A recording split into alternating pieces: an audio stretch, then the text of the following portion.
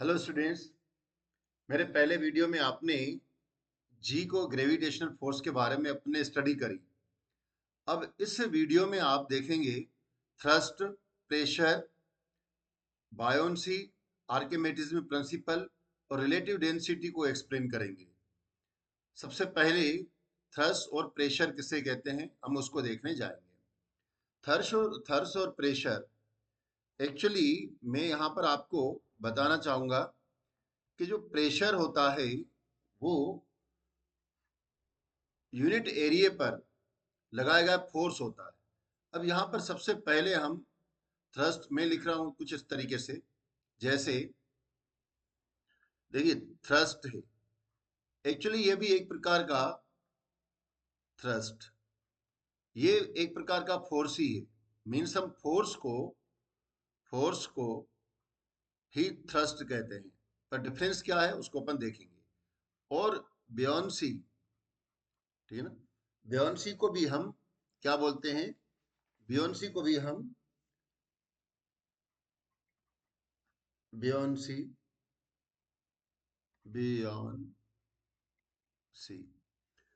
अब ये इनका तीनों का मीनिंग क्या है, ये तीनों एक प्रकार के फोर्स ही हैं। फिर कह रहा हूं ये तीनों एक प्रकार के फोर्स ही हैं। इस फोर्स में और थ्रस्ट में क्या डिफरेंस होता है, जिसे फोर्स के बारे में अगर बात की जाए तो अगर ए पर्सन है और बी पर्सन है, वो एक दूसरे के सामने खड़े हैं या कोई बात वगैरह कर रहे हैं, तो उनके बीच में फोर्स लग रहा है। या आपको एग्जाम की तैयारी करने के लिए इनडायरेक्टली कहीं ना कहीं पर फोर्स लग रहा है कि भाई आपको पढ़ना ही पड़ेगा, तो ये फोर्स है। जो यह जरूरी नहीं है कि आप उस ऑब्जेक्ट के या उस फिनोमिनन के फिजिकल कांटेक्ट में हो, और फोर्स आपके ऊपर वर्क कर रहा होता है। ये जरूरी नहीं होता है कि आप फिजिकल कांटेक्ट में या नहीं है। किंतु थ्रस्ट का क्या मीनिंग होता है, थ्रस्ट भी एक फोर्स है। यह फोर्स आपको फिजिकल, जैसे कोई एक यहाँ पर मान लेते हैं कि एक ये वुड का पीस रखा हुआ है और इस वुड के पीस पे आपको एक नेल को लगाना है, तो नेल ये जो रहेगा फोर्स रहेगा, यहाँ पर फोर्स लगाओगे तभी नेल इसके अंदर जाएगा। अब ये फोर्स एक सिस्टमेटिक ढंग से लगेगा। आप जो नेल है, आयरन नेल है, तो आप उस आयरन नेल को ऐसा नहीं रख के ये इसका यहाँ पर चौड़ा भाग है यहाँ पर, तो ऐसा नहीं इसको यूं रख के और ऊपर से यहाँ से दबाने लगो, शार्प पार्ट से आप इसको प्रेस करने लगे, तो क्या हो जाएगा, ये डायरेक्शन परपेंडिकुलर फोर्स, ये जो फोर्स लगता है थ्रस्ट, वो परपेंडिकुलर डायरेक्शन में लगता है, downward direction, perpendicular to downward direction में। तो मालूम चला कि वो हमारे फिंगर में ही, उसमें इसमें जाने के बजाय, वुडेन बॉक्स में जाने के बजाय वो हमारे फिंगर में ही चला गया। ये तो कहने का मीनिंग यह है कि ये भी फोर्स है, किंतु यह फोर्स कौन सा होता है, थ्रस्ट फोर्स कौन सा होता है, यह यूनिट एरिया पे, ठीक है ना। थ्रस्ट एक प्रकार से फोर्स होता है, किंतु वह एक यूनिट एरिया पे काम कर रहा होता है, जो कि परपेंडिकुलर होता है, परपेंडिकुलर डाउनवर्ड डायरेक्शन में लगता है, फिजिकल कांटेक्ट में रहता है। इसको हम, इस तरीके के फोर्स को हम थ्रस्ट कह रहे होते हैं। अब बात है कि बियॉन्सी फोर्स, क्या बियॉन्सी भी फोर्स है? हाँ, बियॉन्सी भी फोर्स है। जब ये कब लगता है, जब हम किसी ऑब्जेक्ट को, मीन्स यहाँ पर मान लेते हैं कि ये एक बीकर है और इस बीकर में हमने यह जो है वुडेन का एक पीस उठा के डालने की कोशिश करी, तो ये वुडेन का पीस या कोई भी जब इस पानी के अंदर जाएगा तो वाटर इसको अपवर्ड डायरेक्शन में फोर्स लगाता है। क्या लगाता है? वाटर। यानी कहने का मतलब है कि फ्लूइड जो है, जब कोई फ्लूइड फोर्स लगाता है, फ्लूइड फोर्स लगाता है किस में? अपवर्ड डायरेक्शन में, अपवर्ड डायरेक्शन में फोर्स लगाता है, तब हम उनको बायोन्सी फोर्स कहते हैं। तो इन तीनों में डिफरेंस ये है। अब हम डिटेल देखते हैं एक एक का, और उसके तरीके से अपन इसको स्टडी करेंगे। कोई हमसे पूछे कि थ्रस्ट किसे कहते हैं, तो हम उसको बताएंगे कि थ्रस्ट किसे कहते हैं। तो हमारी पहली हेडिंग है थ्रस्ट, और इसी से रिलेटेड हम देखेंगे थ्रस्ट। अब इस थ्रस्ट को एक्सप्लेन करने के लिए आपकी बुक में एक एक्टिविटी दी गई है, उस एक्टिविटी को भी मैं शॉर्ट में यहाँ पर एक्सप्लेन कर देता हूँ। एक्टिविटी में कह रहा है कि एक आपके स्कूल में नोटिस बोर्ड है, और उस नोटिस बोर्ड पर हम मान लेते हैं कि नोटिस बोर्ड है और आपको वहाँ पर कोई नोटिस के लिए एक पेपर को क्या करना है, यहाँ पर लगाना है। तो पेपर को जब आप नोटिस बोर्ड पे लगा रहे हैं तो कह रहा है कि एक ये सपोज एक पेपर है और इस पेपर को अपन नोटिस बोर्ड पे लगाना चाहते हैं, नोटिस बोर्ड पे लगाना चाहते हैं। तो क्या करते हैं अपन, पिन लगाते हैं, नेल लगाते हैं। वो नेल कैसी होती है, नेल इस तरीके की, अलग तरीके की, बोर्ड में नेल अलग तरीके की होती है, ये इस तरीके की यूं होती है ना। इसका भाग क्या होता है, इसका नेल का भाग जो है ये वाला, वो ऊपर वाला भाग वाइड होता है और नीचे वाला भाग शार्प होता है। तो जब हम इसको प्रेस करते हैं तो यह पेपर को पेनिट्रेट करके बोर्ड के अंदर चला जाता है। एक एग्जाम्पल यह दिया गया है, और दूसरा हम इसको कुछ इस तरीके से भी समझ सकते हैं। तो दूसरी सिचुएशन हम देखना चाहेंगे, वो कौन सी है। तो जैसे आप है ना रेत पे खड़े हैं, सैंड है, सपोज यहाँ पर सैंड बिछी हुई है ढेर सारी, दूसरी सिचुएशन है, सैंड बिछी हुई है, सैंड पे अगर हम खड़े हो जाते हैं तो क्या हो जाता है, जैसे हमारे शरीर का, हमारे ये पाँव हैं, और मैं थोड़ा इस तरीके का डायग्राम बना रहा हूँ, ठीक है ना।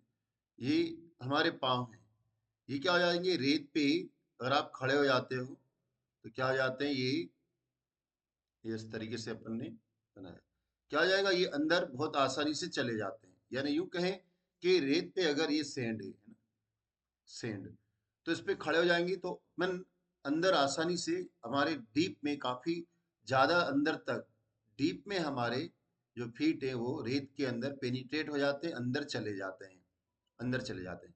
किंतु अगर रेत में ही हम, रेत है और हम उसके ऊपर खड़े होने के बजाय अगर सो जाते हैं, यानी we lie on the sand, अगर सेंड के ऊपर हम सो जाते हैं तो क्या हो जाएगा, ठीक है ना। सेंड के ऊपर सपोज हम सो जाते हैं तो क्या होगा कि क्या हम उतना ही अंदर हमारे शरीर चला जाएगा जितना अंदर हम खड़े थे उस समय, ठीक है ना। तो आंसर आएगा नहीं, ठीक है ना, उतना हम अंदर नहीं जा पाते हैं, ठीक है ना, उतना अंदर हम पेनिट्रेट नहीं हो पाते हैं। तो क्या हो जाता है कि थोड़ा सा ही अंदर जा पाते हैं। ऐसा क्यों हो रहा होता है, एक्चुअली अपन ने फोर्स के बारे में स्टडी करी थी कि जो फोर्स होता है वो एक्सीलरेशन इनटू मास के इक्वल न्यूटन के सेकंड लॉ के अकॉर्डिंग होता है।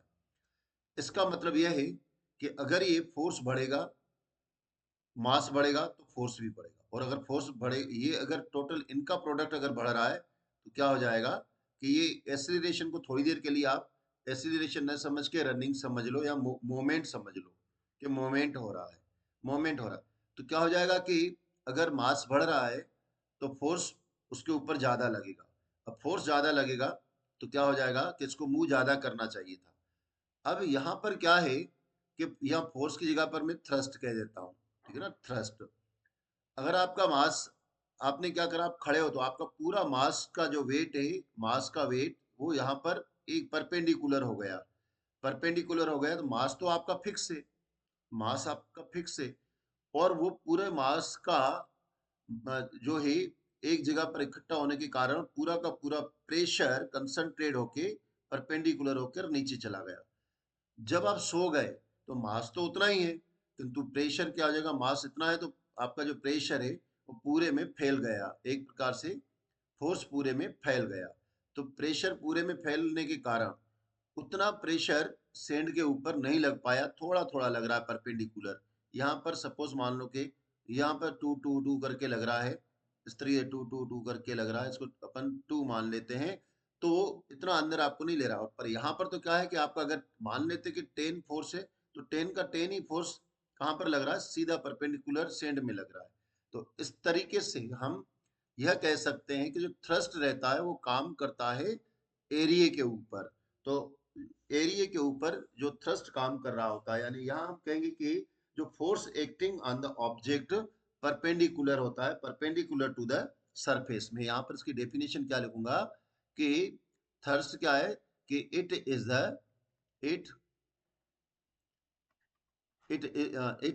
अ फोर्स है ना, it is a force force acting on object on object perpendicular परपेंडी perpendicular to the surface of, या यूं कहें कि it is a force acting acting on object perpendicular कुलर टू द सरफेस, ठीक है ना। तो इस तरीके से हम इसका एग्जाम्पल दे सकते हैं। क्लियर। अब मैं यहाँ पर थोड़ा सा आपको रिटर्न में भी दे देता हूँ, तो आप इसका आंसर भी लिख सकते हो कि यहाँ से मैं दे दे रहा हूँ आपको।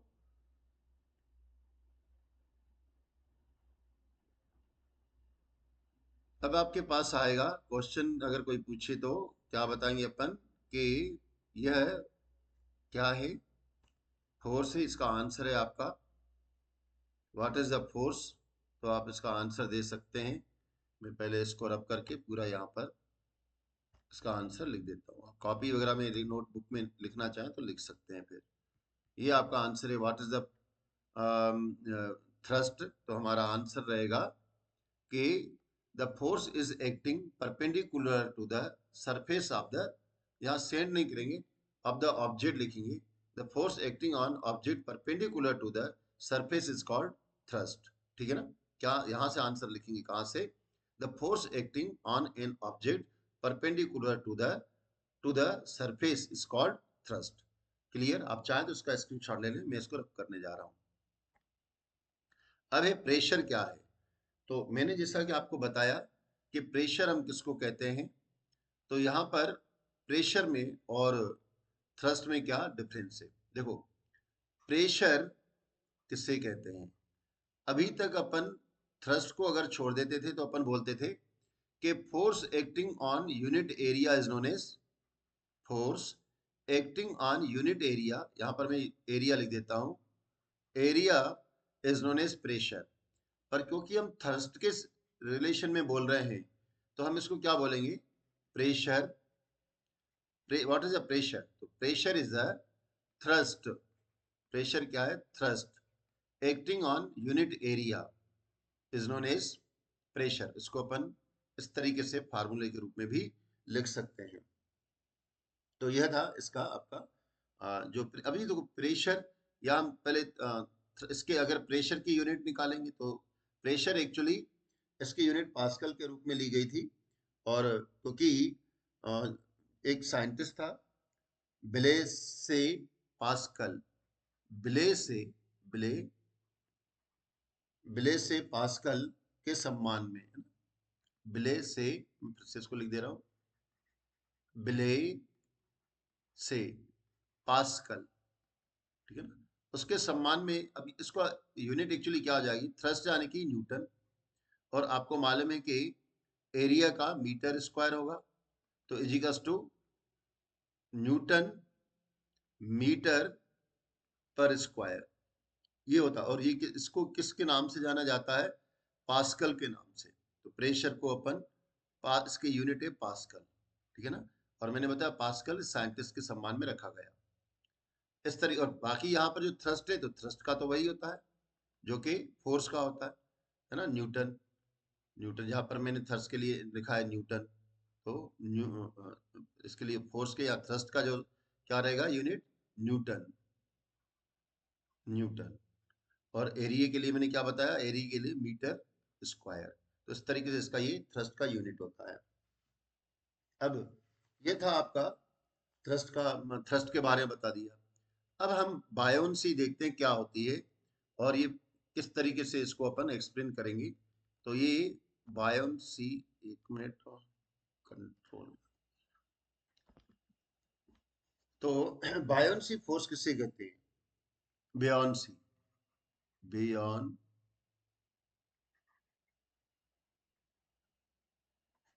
बियॉन्सी क्या होता है, जैसे मैंने बियॉन्सी के बारे में पहले भी स्टडी में एक्सप्लेन करा, एक बार फिर से बोल रहा हूँ। जैसे सपोज एक ये बीकर है और इस बीकर में मैं वाटर को फिल कर रहा हूं, ठीक है ना। ये वाटर फिल्ड बीकर है। इस वाटर फिल्ड बीकर में हम क्या कर रहे हैं कि एक, अगर हम स्टोन डाल दे, या स्टोन के बजाय मैं लकड़ी का ही बोल रहा हूँ, वुडन पीस डाल दें, तो क्या हो जाता है कि ये जो लिक्विड है, वाटर है, वो इसके ऊपर अपवर्ड डायरेक्शन में फोर्स लगाता है, ठीक है ना, अपवर्ड डायरेक्शन में फोर्स लगाता है।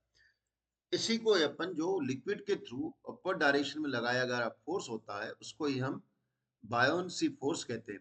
आपकी बुक में एक और एग्जाम एक्टिविटी दी गई है, मैं उस एक्टिविटी को यहाँ पर एक्सप्लेन करने जा रहा हूँ। एक्टिविटी में कह रहा है कि आप एक बीकर को ले लीजिए या कोई भी एम्प्टी बॉटल को ले लीजिए, और उसको ऐसा कर देते हैं।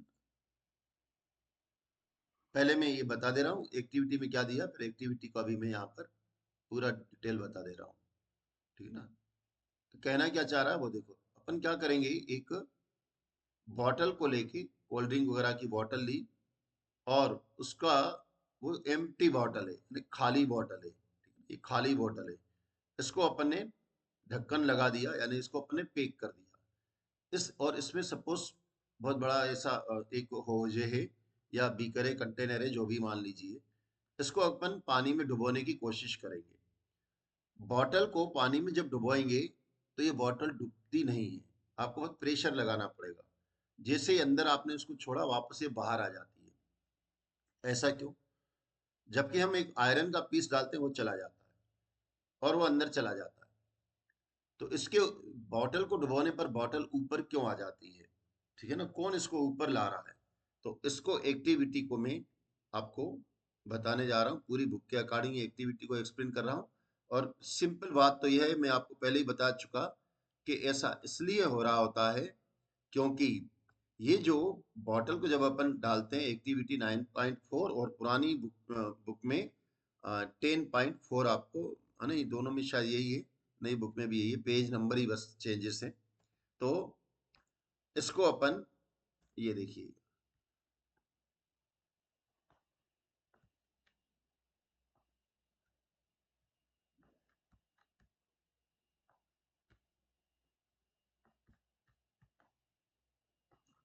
कह रहा है एक्टिविटी में, कह रहा है, क्या कह रहा है, take an empty plastic bottle को ले लें, उसका मुंह को अपन बंद कर दें, और उसको विथ एन राइट स्टॉपर से उसका मुंह बंद कर दें।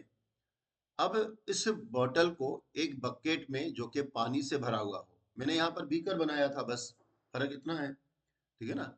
तो क्या करा अपन ने, ये सपोज एक बकेट लिया है जो कि वाटर से वाटर से फिल्ड हो, इसको बकेट में अपन रखेंगे, ठीक। ऐसा कर देता हूँ, ये मैंने एक बकेट लिया है, बकेट ले रहा हूं मैं, ठीक है ना।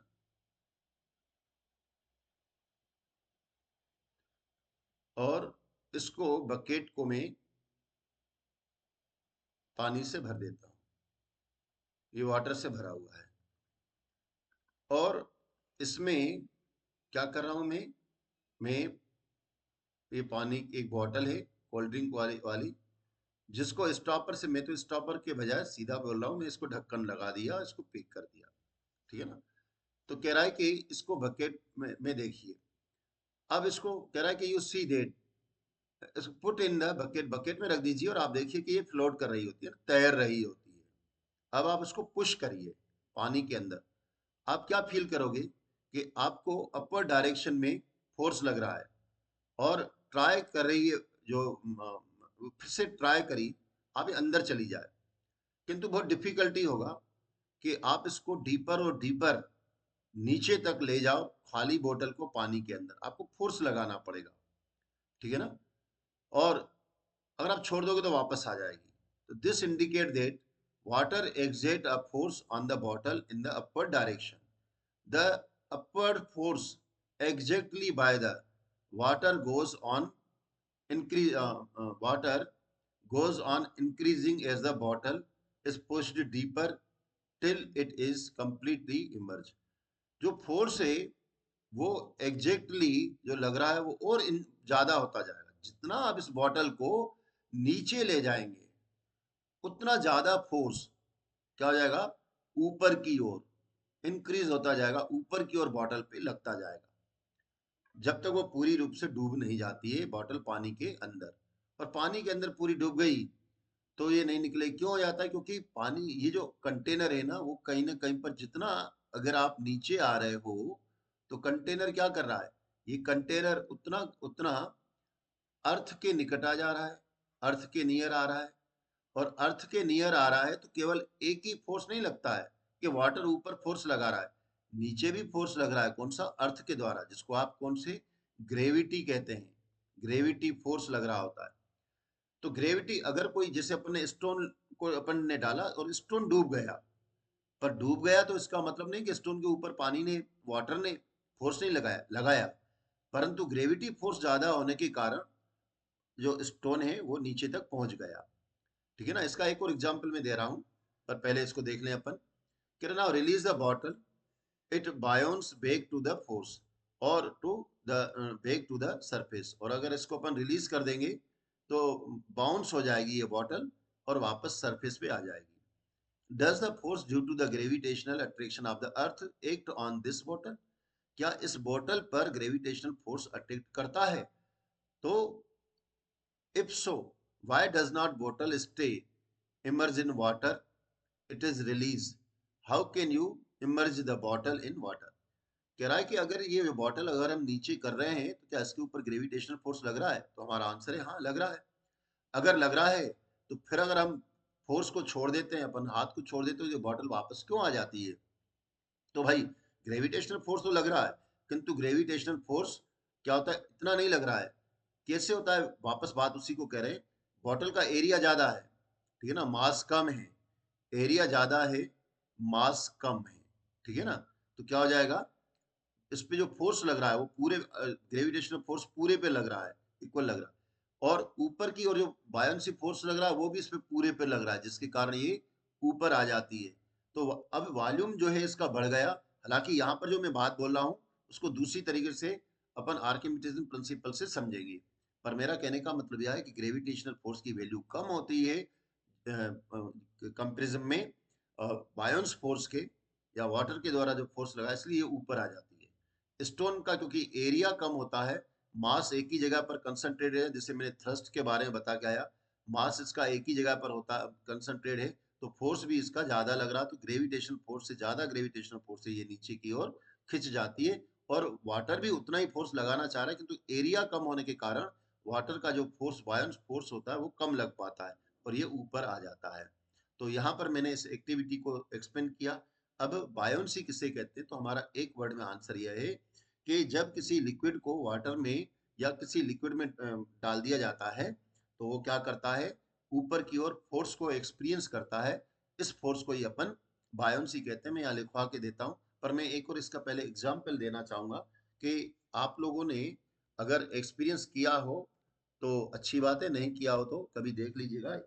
गांव में खास तौर से जो कुएं होते हैं, वेल होते हैं, इस कुओं में क्या होता है, जब पानी यहाँ से कर देता हूँ तो जो कुएं रहते हैं उसमें उसमें आप बाल्टी को ढालिए, ठीक है ना। मैं थोड़ा सा बना के आपको बताना चाहूंगा कि सपोज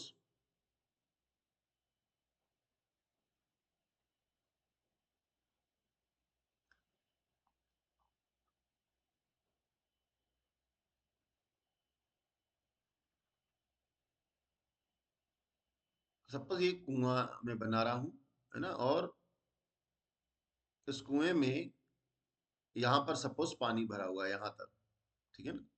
यूं मान लेते कुएं में यहाँ तक पानी भरा हुआ है, ये कुआं पूरे में पानी से भरा हुआ है। अब क्या होता है, इस कुएं पर एक घिरनी लगी हुई है, ये प्लेटफॉर्म है यहाँ पर, और घिरनी कुछ इस तरीके से लगी हुई होती है, ठीक है ना।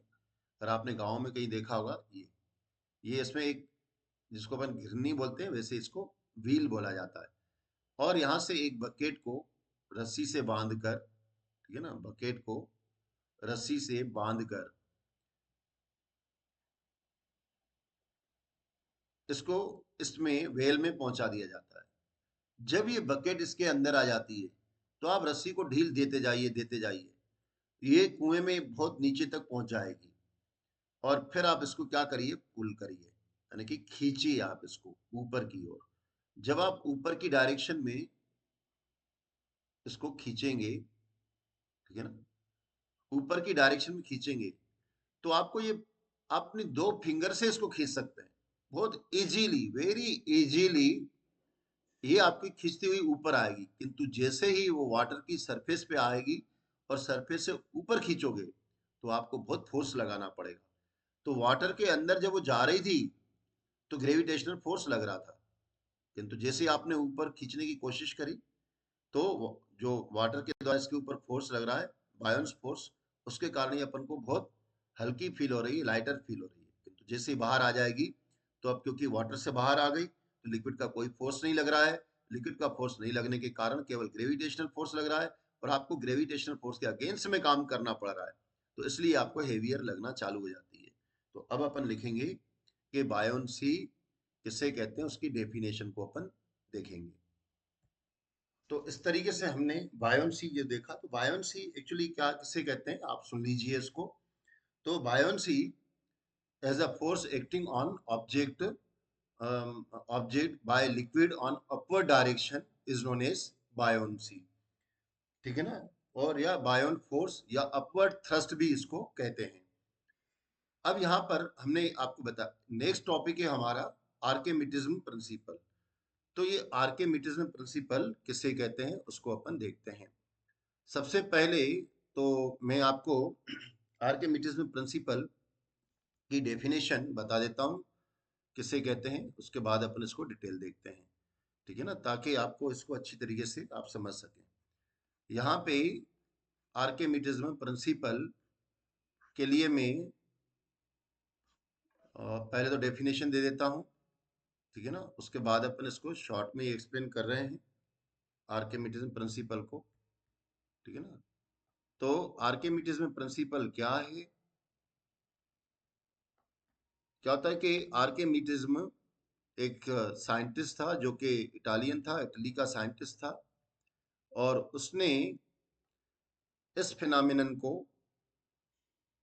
सबसे पहले बताया।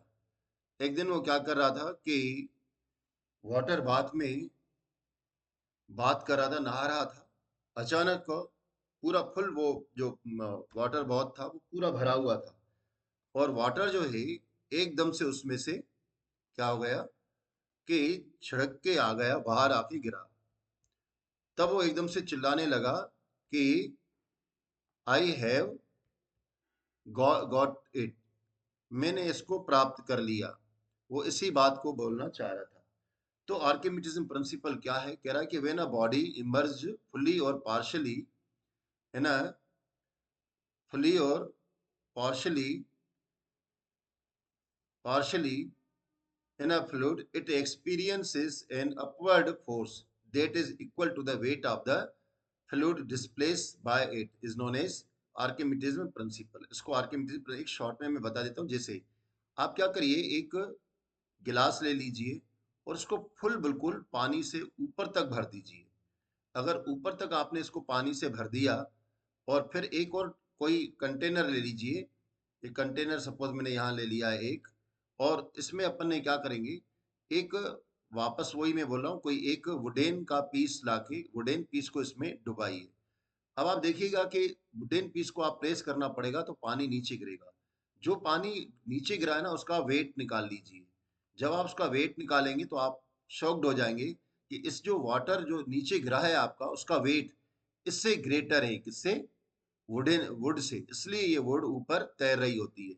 तो कहने का मतलब यह है कि आर्किमिडिज्म का कहना है कि जब हम किसी ऑब्जेक्ट को पानी में डुबोते हैं या किसी फ्लूइड में डुबोते हैं तो वह अपवर्ड डायरेक्शन में फोर्स को अनुभव करता है, और उसका जो वो पानी पर तैरता क्यों है कि उसके द्वारा हटाया गया डिस्प्लेस, उसका वेट जो रहता है वो equal to displace of the water, या कोई लिक्विड को डिस्प्लेस करता है। When a body emerge partially और fully it experience upward force that is equal, वो अपवर्ड जो फोर्स है जो अनुभव करता है वो इक्वल होता है जो वाटर उस बॉडी के द्वारा हटाया गया है। अब बॉडी के द्वारा हटाया गया वाटर का वेट अगर ग्रेटर है तो वह बॉडी उस वाटर पे या फ्लूइड पर फ्लोट करेगी, तैरेगी, ठीक है ना, फ्लोट करेगी, तैरेगी। और अगर उसका वेट, जैसे अपन इसकी जगह पर क्या डाल देते हैं, स्टोन डाल देते हैं, स्टोन, तो स्टोन डालेंगे तो भी पानी नीचे गिरेगा, पानी नीचे गिरेगा, उस पानी का वेट निकालोगे तो वह कम होगा, स्टोन से कम होने के कारण वो पानी में डूब जाएगा। तो इसी को अपन आर्किमिडीज में प्रिंसिपल कहते हैं। नेक्स्ट है रिलेटिव डेंसिटी। रिलेटिव डेंसिटी किसे कहते हैं, इस टॉपिक को शॉर्ट में देख देते हैं। रिलेटिव डेंसिटी एक्चुअली वाटर के साथ कंपैरिजन करके निकाली जाती है। मेरे ख्याल से रिलेटिव डेंसिटी नए टॉपिक से तो हटाई गई है, परंतु नहीं, यहीं तक ठीक है, रिलेटिव डेंसिटी नहीं है। तो आपका ये चैप्टर यहीं पर एक्सप्लेनेशन में खत्म हुआ, किंतु इसके बाद इसके क्वेश्चन आंसर और दूसरे न्यूमेरिकल मेरे अगले वीडियो में आपको मिलेंगे, और अगले वीडियो में आपको मिलेंगे, इसलिए आप उसको अवश्य देखिएगा। और सारे क्वेश्चन आंसर और न्यूमेरिकल इस चैप्टर के जो लास्ट में क्वेश्चन दिए गए हैं उसको अपन देख सकते हैं। और आप इसको अधिक से अधिक शेयर करिए, देखिए। Thank you, have a nice day.